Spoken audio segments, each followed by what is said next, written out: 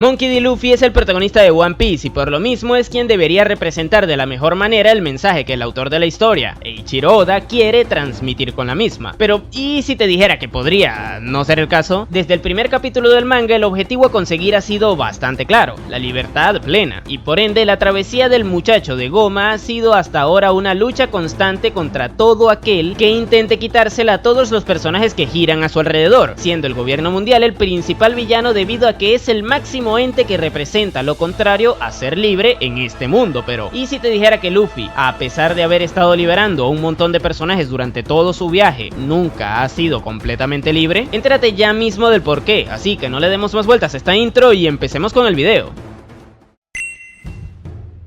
Bien, lo primero que debemos dejar bien en claro es el hecho de que Luffy es la máxima representación de la libertad dentro de la historia, y esto no necesariamente se debe a que tenga la fruta de Nika, que es el dios de la liberación, sino porque a través de los actos que ha ido realizando a lo largo de estos casi 1100 capítulos de manga, ha sido quien más libertad ha otorgado y quien, debido a sus actos, también es uno de los que más libre ha sido. Pero vamos con ejemplos para hacerme entender mejor. Cada vez que Luffy conoce a algún futuro Mugiwara y este resuelve o ayuda a resolver el conflicto que este tenga, se podría decir que gracias a él el futuro Nakama se libera de algún tipo de atadura que pudiera tener. En algunos casos esto se representa de forma simple, como es el caso de Zoro, donde literalmente le libera ya que la marina le tenía capturado, y en otros casos como el de Franky, que son más complicados, les libera de ataduras que ellos tienen sobre sí mismos, siendo en el caso puntual del Cyborg el culparse a sí mismo por lo que le ocurrió a su padre en el pasado.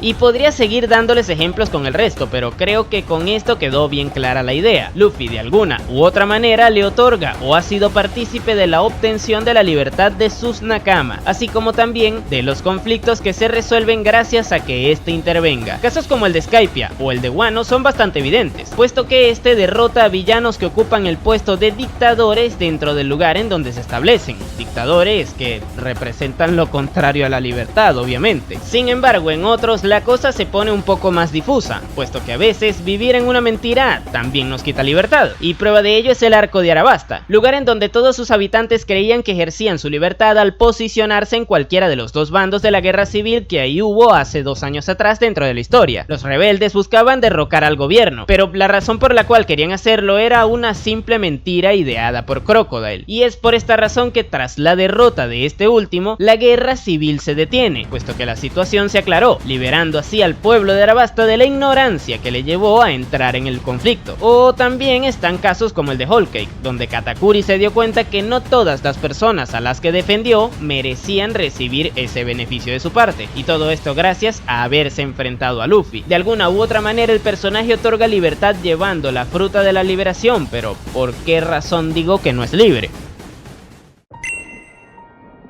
Desde el vamos, la obra ha demostrado tener dos pilares fundamentales que no se llevan muy bien que digamos con ese mensaje de la libertad plena. El primero de ellos es la voluntad heredada, la cual indica que de una u otra manera los sueños terminan siendo heredados dentro de esta historia. Esto le da sentido a las palabras que Marshall D. Teach dijo al poco tiempo de ser presentado en el arco de Haya: los sueños de los hombres nunca mueren, ya que si estos no se cumplen por quienes lo tienen, tarde o temprano llegará alguien más con el mismo objetivo y lo cumplirá en su lugar, aunque no sea consciente de ello. Y un ejemplo de esto podría ser el sueño de Goldie Roger, que sabemos que es el mismo que tiene Luffy, y que de momento sigue siendo un secreto. Es muy probable que debido a que Roger no cumplió con todo lo que se necesitaba para conseguir todo lo que se buscaba al llegar a Locktail, este no haya cumplido su sueño, razón por la cual dice textualmente que llegaron demasiado pronto al lugar. No obstante, como la voluntad heredada es algo que existe en dicho mundo y que quienes conocen de estos secretos son conscientes de ello, es probable que se haya ido confiado en que su sucesor lo conseguiría. Pero como bien dije antes, esto choca un poquito con ese mensaje de la libertad plena, ya que dentro de dicho mundo el destino le impondrá ese sueño a alguien más tarde o temprano hasta que este se cumpla, cambiando así la visión de que alguien lo quiso tener de forma espontánea a que alguien lo tendrá porque es lo que toca. Pero hablando del destino, cosas como las visiones que ha tenido Madame Charlie, la sirena persona que ve el futuro, nos muestran que las cosas no suceden porque cada quien es libre de hacerlas, sino que suceden porque cada quien tiene un destino establecido, como por ejemplo lo que le pasó a Shirahoshi, que desde mucho tiempo antes de que sus padres siquiera se conocieran, ya se sabía que esta iba a nacer y que ocuparía el puesto del arma ancestral de Poseidón, o mismamente con el propio Luffy, del cual ya sabemos que de una u otra manera terminará destruyendo a la isla Gyojin, debido a la visión que tuvo Madame Charlie de este personaje, demostrándose así que Luffy no sigue un camino de libertad, sino que sigue un camino el cual estaba destinado a recorrer, por ende no es completamente libre, ya que este, antes de haber nacido,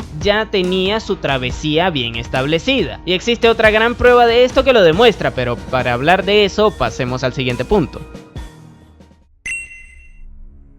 Así como existen profecías dentro de la historia que deben cumplirse, también deben existir personajes que hagan que éstas se cumplan. Y aquí es donde entra Shanks, personaje que sirve de nexo entre Roger y Luffy, puesto que forma parte de la generación que hay entre medio de a la que pertenecen los anteriormente mencionados. ¿Y qué demonios? Es directamente quien recibe el sombrero de paja y posteriormente lo entrega. Dicho objeto representa la voluntad de Roger, que ahora lleva a Luffy, y que se presume que hace un montón de años también llevó el Joy Boy original. Pero bueno, cuando Roger mencionó que había llegado demasiado pronto al Octel, también dice que según la profecía eventualmente alguien nacería y le superaría, y él en su egocentrismo total se creía que si no era él quien debía cumplir con todos los requisitos que pide ese algo que hay en Octel, sería su hijo quien los cumpliera, hijo que de hecho aún no tenía, por eso lo del egocentrismo. Y aquí es donde entran Ace y Shanks, Ace siendo el supuesto elegido que superaría a Roger, y Shanks que debido a ya haber nacido y a su presencia en el barco, sería quien le guiara hasta su destino. Es por esta razón que no es una casualidad que años después de esto el pelirrojo asaltara un barco random del gobierno mundial que llevaba consigo la fruta legendaria de Nika, y que posteriormente, ya teniéndola, se estableciera en la Villa Fuchsia, ubicación que comparte el mismo reino con el lugar en donde vivió Ace toda su juventud. Roger y Shanks creían que Ace era el elegido, pero el destino les demostró que se equivocaron cuando Luffy entró en la ecuación, puesto que al conocer al pelirrojo demostró ser la viva imagen de Roger, y que a su vez fue también elegido por una fruta que se había estado alejando de las manos equivocadas durante cientos de años. Y ojo, esto último no es una interpretación, ya que los miembros del Gorosei lo dijeron explícitamente. Con esto se demuestra que Luffy siempre estuvo destinado a obtener los poderes de la fruta de Nika, puesto que a diferencia de Ace, que tuvo un camino donde solo pudo encontrarse a sí mismo, Luffy tendría uno donde otorgaría libertad a todos los lugares por donde pasara. Y llegando a este punto en donde todo quedó bien en claro, toca hacerse la pregunta: ¿es realmente libre una persona que tuvo su destino establecido desde antes de nacer? Porque Luffy hace lo que quiere, sí, pero justamente todo lo que quiere calza con el destino que tiene. Y entre estas cosas están liberar a la persona que es capaz de descubrir la historia detrás del siglo vacío, liberar el país en donde se encuentra un arma ancestral y poner al mando el sucesor del clan Kozuki, clan que ha estado históricamente implicado en este tipo de cosas, y también liberar a quien ocupa el puesto de Poseidón, personaje que también forma parte de dicha profecía. Es curioso cómo una fruta, la cual de hecho es la representación de la libertad en su máxima expresión, sea también lo que genera este conflicto de la libertad con el protagonista, que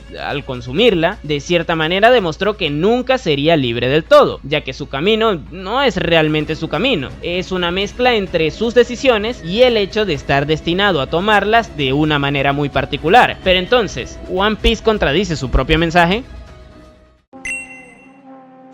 De momento es demasiado pronto como para afirmar que One Piece se contradice a sí misma, ya que la forma en la que el autor quiere dar el mensaje a través de su historia está incompleta. No sabemos si habrá un punto en el que Luffy pueda salir de ese camino preestablecido por Shanks y Roger, o si dicho conflicto se ponga sobre la mesa y se resuelva al abordarlo de alguna u otra manera. Pero lo que sí es un hecho es que todo esto no es algo que Oda se haya inventado desde que Luffy despertara su fruta, puesto que desde la etapa temprana de la historia se han dejado pequeños guiños a la existencia de la fruta del dios del sol y a sus efectos, así como también un panel del manga que representa perfectamente todo este debate filosófico de la libertad, el cual podemos encontrar en la página final del capítulo 96 del manga, donde Woodslap, el alcalde de Villa Fuchsia, se pregunta a sí mismo luego de ver la primera recompensa que obtiene Luffy si este es un sueño o si es su destino, siendo el sueño la representación de la libertad para conseguirlo, y bueno, su destino creo que tampoco hay que explicar demasiado a lo que se refiere. Como dato curioso, es en ese mismo último capítulo, cuando el encargado de hacer que la profecía se cumpla también se entera de los frutos de sus acciones, siendo un posible rol antagónico que este pueda haber tenido desde siempre, algo que de momento tampoco se pueda descartar del todo. Si a eso le sumamos que Luffy nunca ha representado esa figura de héroe que se crea a sí mismo saliendo de la nada, puesto que desde siempre fue el nieto de Garp e hijo de Dragon, personajes extremadamente importantes de la historia, además de que nunca tuvo problemas al principio de la misma, ya que era uno de los personajes más fuertes del East Blue desde que emprendió su viaje, solo que no era conocido. Con estas características debemos descartar que su figura sea la de un héroe que representa el esfuerzo y la dedicación, como lo fue Naruto en su momento y que terminó contradiciendo su propio mensaje al terminar siendo parte de una profecía. En el caso de Luffy esto no es tan así, ya que este se nos plantea como alguien especial desde el vamos, pero bueno, creo que quedó un video bastante interesante acerca de la problemática que existe actualmente con Luffy y todo esto del destino y la fruta de la libertad, y que quede bien en claro, esto no tiene por qué ser algo que dañe el mensaje de la obra, porque como mencioné en el último punto, todo indica que desde el vamos el autor era consciente de que tarde o temprano esta problemática se generaría dentro de la misma, por lo que es un hecho que tendremos una explicación al respecto, o bueno, al menos eso es lo que me gustaría pensar. Ahora, que sea o no convincente es otra cosa, pero para poder debatir esto último se necesita que la misma aparezca dentro de la historia y eso de momento no ha ocurrido. Pero en fin, si te gustó el video no te olvides de darle me gusta y suscribirte para que no te pierdas el siguiente. Por aquí te dejaré otros en donde analicé a Nami y a Zoro, dos Mugiwara bastante interesantes. Sin nada más que decir,